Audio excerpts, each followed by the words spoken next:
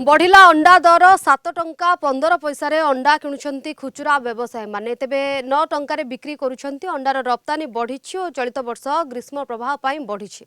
यह ही अंडा दर वृद्धिर मुख्य कारण बोली कहिसंती मत्स्य और प्राणी संपद मंत्री गोकुलानंद मल्लिक। तेबे 1 कोटी पर्यंत सब्सिडी दिया जाउछि। आगकू 10 कोटी टंका सब्सिडी कराजिबो। एहा फଳରେ अंडा चाहिदा पूरण होई पारिबो। प्रतिदिन 2 कोटी अंडा उत्पादन ପାଇଁ लक्ष्य रखिथिबा बेले दैनिक 1 कोटी 26 लक्ष अंडा उत्पादन हेउथिबा कहिसंती मंत्री।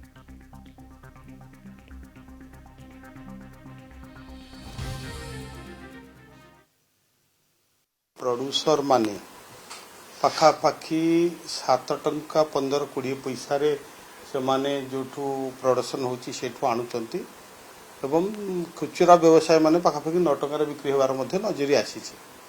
आर अनेक कारण रोची जे वर्तमान आमर एक्सपोर्ट वर्तमान वर्ल्ड वाइज वृद्धि पाइछि एवं जदि देखिबे एशियन एवं आफ्रिकान कंट्री गुडाकरे आमर अंडार बहुत चाहिदा अछि जा फल कि आमर एई अंडा बाहर को एक्सपोर्ट मध्य हेई जाउछि।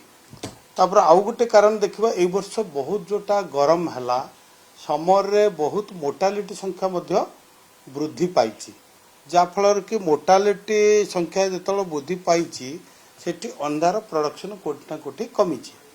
आज आम जदि देखा पाखापाखी आम दैनिक 1,26,27 लक्ष अंडा उत्पादन करुचु एवं जदि देखा वार्षिक पाखापाखी 460 कोटी अंडा आम उत्पादन करुचे जोटा कि आमर रिक्वायरमेंट रही पाखापाखी 800 ରୁ 900 कोटी अंडार आमर ओडिशा रे ही रिक्वायरमेंट रही।